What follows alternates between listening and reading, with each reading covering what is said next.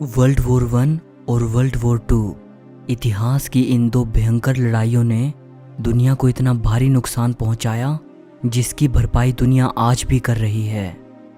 Second world war के बाद Albert Einstein ने तो यहाँ तक कहा था, मुझे ये नहीं मालूम कि तीसरा विश्व युद्ध कैसे लड़ा जाएगा, लेकिन चौथा विश्व युद्ध डंडों और पत्थरों से लड़ा जाएगा। आइंस्टाइन के कहने का मतलब यही है कि अगर तीसरा विश्व युद्ध हुआ तो वो इतना विनाशकारी होगा कि वो हमारी दुनिया को फिर से स्टोन एज में पहुंचा देगा। दूसरे विश्व युद्ध ने कितनी भयंकर तबाही की होगी उसका अंदाज़ा आप आइंस्टाइन के इस वाक्य से लगा सकते हैं। करीब 6 साल तक चली ये लड़ाई इतिहास की सबसे डेडलीस्ट कॉन्फ्लिक्ट साबित हुई, जिसमें करीब 7 करोड़ लोगों ने अपनी जान गंवाई। इस वीडियो में आप सेकेंड वर्ल्ड वॉर से जुड़े 20 फैक्ट्स जानोगे, सो इस वीडियो को आखिर तक ज़रूर देखना। नंबर 20, सेकेंड वर्ल्ड वॉर तब शुरू हुआ जब जर्मनी ने पोलैंड पर हमला कर दिया। तारीख थी 1 सितंबर 1939। इस तारीख और इस इवेंट को ही सेकेंड वर्ल्ड वॉर की शुरुआत माना जाता है। नंबर 19, सेकेंड वर्ल्ड वॉर शुरू होने से पहले जर्मनी पर एक आदमी राज करता था जिसका नाम था एडोल्फ हिटलर। जर्मनी की नाज़ी पार्टी के साथ मिलकर ये इंसान चाहता था कि जर्मनी पूरे यूरोप पर राज करे। अपने इसी ख्वाब को पूरा करने के लिए हिटलर ने पोलैंड पर हमला बोल दिया। जब हिटलर ने रुकने से मना कर दिया तो इसके जवाब में ब्रिटेन और फ्रांस ने जर्मनी के खिलाफ युद्ध का ऐलान कर दिया और इस तरह सेकेंड वर्ल्ड वॉर की शुरुआत हो गई। और यही वो टाइम था जब दुनिया भर के दूसरे देशों ने भी इस लड़ाई में हिस्सा लेना शुरू कर दिया और एक दूसरे देश का साथ देने का वादा कर लिया। नंबर 18, इसके बाद 2 ग्रुप्स ऑफ कंट्रीज तैयार हो गए। एक ग्रुप था एलाइज और दूसरा ग्रुप था एक्सिस। जो मेजर एलाइड पावर्स थी वो थी ब्रिटेन, फ्रांस, रशिया, यूएसए और चाइना। और एक्सिस पावर्स के अंदर जो देश आते थे वो थे जर्मनी, इटली और जापान। सो दूसरे विश्व युद्ध की ये बैटल इन्हीं 2 ग्रुप्स के बीच में लड़ी गई थी। नंबर 17, वर्ल्ड वॉर 2 के दौरान यूरोप के कुछ देशों ने न्यूट्रल रहने का डिसाइड किया। इन देशों ने युद्ध के दौरान किसी भी देश का साथ देना सही नहीं समझा। ये देश थे स्पेन, स्वीडन और Switzerland. Number 16, second world war के दौरान हिटलर ने जर्मनी के लाखों ऐसे लोगों को जेल में डाल दिया और मौत के घाट उतार दिया जिन्हें हिटलर जर्मनी के भविष्य के लिए सही नहीं मानता था। ये लोग थे रोमानी पीपल, जूइश पीपल यानी यहूदी धर्म को मानने वाले लोग, होमोसेक्सुअल्स और ऐसे लोग जिनको फिजिकल और मेंटल डिसेबिलिटीज थी। हिटलर के अनुसार ये लोग परफेक्ट जर्मन की इमेज पर फिट नहीं बैठते थे। सो हिटलर का मानना था कि परफेक्ट जर्मनी के निर्माण के लिए इन सब लोगों से छुटकारा पाना होगा। नंबर 15, हिटलर के इस अभियान के दौरान जिन लोगों को सबसे ज्यादा टारगेट किया गया वो थे यहूदी धर्म के लोग। हिटलर यहूदियों से नफरत करता था और वो इन्हें जर्मनी के माथे पर एक कलंक समझता था। हिटलर ने जर्मनी की पहले विश्व युद्ध में हार के लिए यहूदियों को ब्लेम किया और उसने ये घोषित किया कि ये लोग जर्मनी के लिए डेंजरस हैं। इसीलिए वो इस कौम को जर्मनी से पूरी तरह मिटाना चाहता था। नंबर 14, सो हिटलर ने नाज़ियों के साथ मिलकर यहूदियों को ख़त्म करने का प्लान बनाया। अपनी इस शैतानी हरकत को हिटलर ने नाम दिया था फाइनल सॉल्यूशन, जिसे आज होलोकॉस्ट कहा जाता है यानी पूर्ण विध्वंस। हिटलर के ऑर्डर पर 6 मिलियन यहूदियों का कत्लेआम कर दिया गया। ये होलोकॉस्ट सिर्फ सेकेंड वर्ल्ड वॉर का ही नहीं बल्कि पूरी हिस्ट्री का सबसे टेरिबल इवेंट साबित हुआ। होलोकॉस्ट अपने आप में एक बड़ा टॉपिक है, सो इसके बारे में हम किसी और वीडियो में जानेंगे।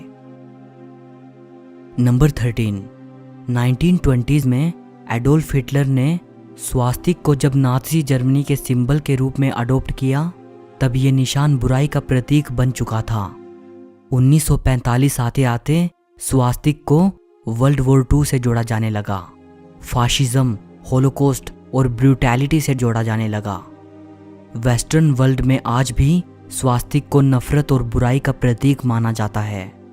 लेकिन आयरनी तो ये है कि स्वास्तिक शब्द संस्कृत के स्वस्ति शब्द से निकला है, जिसका मतलब ही होता है अच्छाई और मंगल। और सिर्फ हिंदू, बौद्ध और जैन धर्म में ही नहीं, बल्कि दुनिया के बहुत से कल्चर्स में इस निशान को बेहद पवित्र माना जाता है।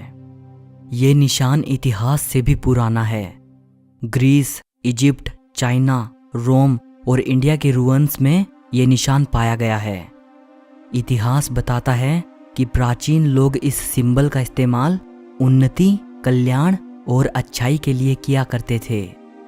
कितना अफसोसजनक है कि नाज़ी जर्मनी ने इस सेक्रेड सिंबल को बुराई के साथ जोड़ दिया। नंबर 12, मई 1940 में जर्मनी ने फ्रांस को इन्वेड कर लिया था।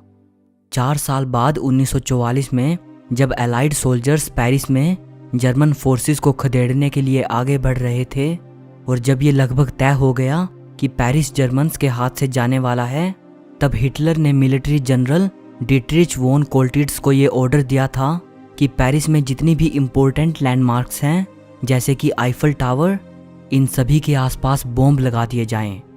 हिटलर ने ये ऑर्डर दिया कि अगर एलाइड सोल्जर्स शहर के आसपास आते हैं तो ये सभी बॉम्ब्स डेटोनेट कर दिए जाएं और इस तरह पूरा पेरिस शहर मलबे में तब्दील हो जाएगा। जनरल कोल्टिट्ज को हिटलर की ये बात पसंद नहीं आई और उनको ये एहसास होने लगा कि हिटलर अब हद से आगे बढ़ चुका है, और कोल्टिट्ज ने हिटलर के इस ऑर्डर को नहीं माना और एलाइज के सामने सरेंडर कर दिया। अपने इस कारनामे के लिए कोल्टिट्ज को सेवियर ऑफ पेरिस के रूप में जाना जाता है। नंबर 11, जर्मनी के फ्रांस को इन्वेड कर लेने के बाद जब हिटलर ने पेरिस विजिट किया था, तब उस दौरान फ्रेंच रेजिस्टेंस फाइटर्स ने आईफिल टावर की एलिवेटर केबल्स को काट दिया था, ताकि हिटलर और नाज़ीज अगर जर्मन फ्लैग लगाने के लिए टावर के टॉप पर जाना चाहें तो उन्हें पूरी 1600 सीढ़ियां चढ़कर जाना पड़े। नंबर 10, जर्मनी के फ्रांस पर कब्जे के दौरान जिन फ्रेंच औरतों के जर्मन सोल्जर्स के साथ रिलेशंस थे, उन औरतों को बाद में सजा के तौर पर गंजा कर दिया गया, ताकि देश के लोग ये देखें कि इन औरतों ने अपने देश के साथ विश्वासघात किया है।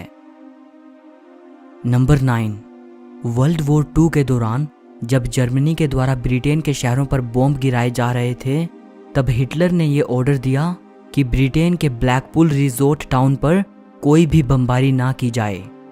हिटलर ने यह सोच रखा था कि जब जर्मनी सेकेंड वर्ल्ड वॉर को जीत लेगा और ब्रिटेन को इन्वेड कर लेगा, तब इसके बाद वो अपनी छुट्टियां मनाने ब्लैकपूल जाया करेगा।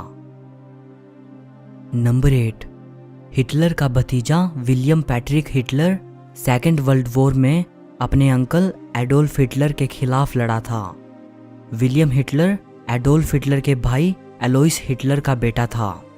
ये इंग्लैंड में पैदा हुए थे और बाद में अमेरिका जाकर सेकेंड वर्ल्ड वॉर के दौरान यूएस नेवी को ज्वाइन कर लेते हैं। लंदन में इन्होंने एक मैगजीन आर्टिकल लिखा था जिसका टाइटल था why I hate my uncle. अपने अंकल से इनकी नापसंदगी इतनी ज़्यादा थी कि इन्होंने अपना सरनेम हिटलर से बदलकर स्टुअर्ट ह्यूस्टन कर लिया था।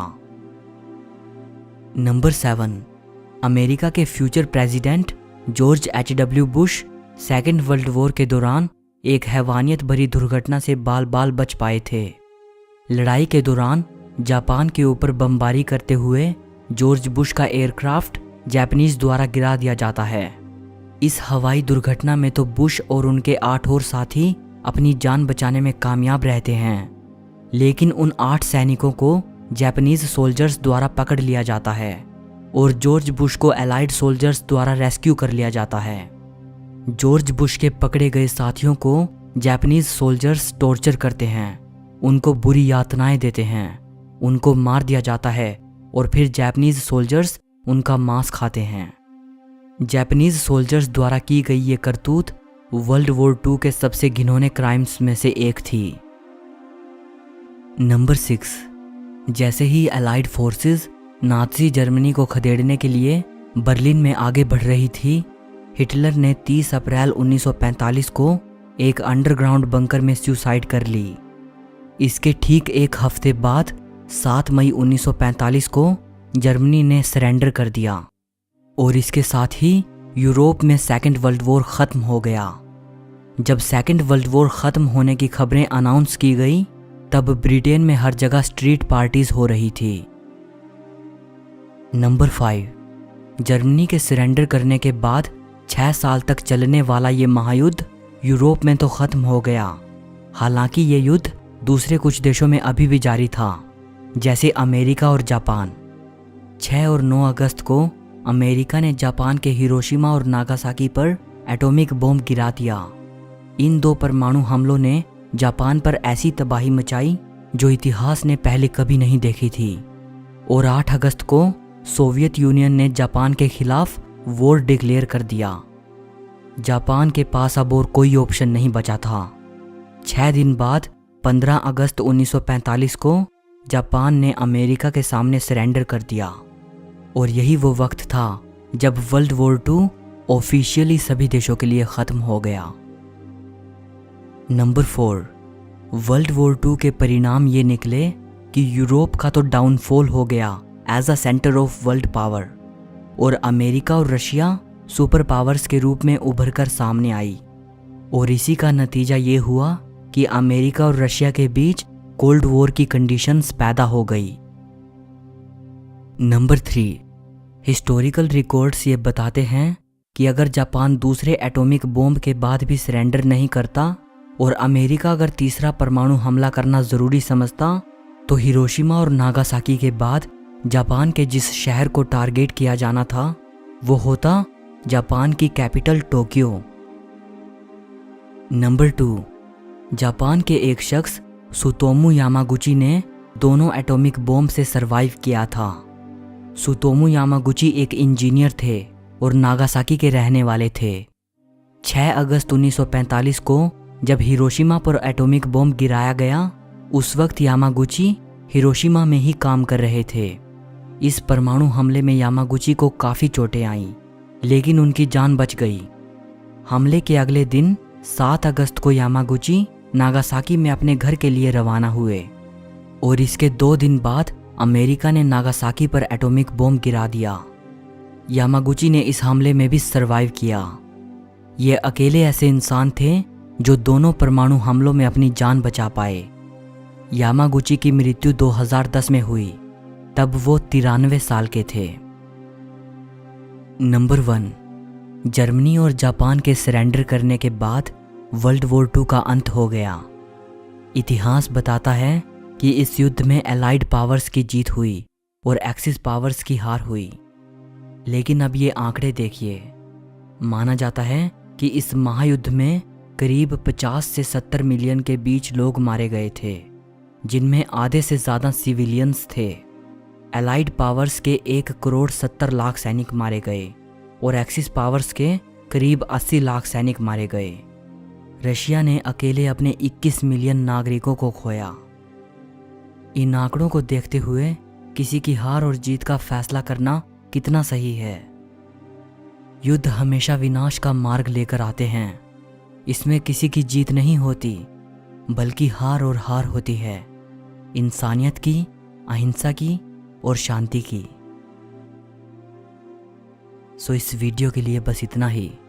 अगर आपको ये वीडियो अच्छी लगी हो तो इसे लाइक और शेयर ज़रूर करना और ऐसी ही और भी वीडियोस देखने के लिए चैनल को सब्सक्राइब करके बेल आइकन को दबा देना। सो मिलते हैं अगली वीडियो में।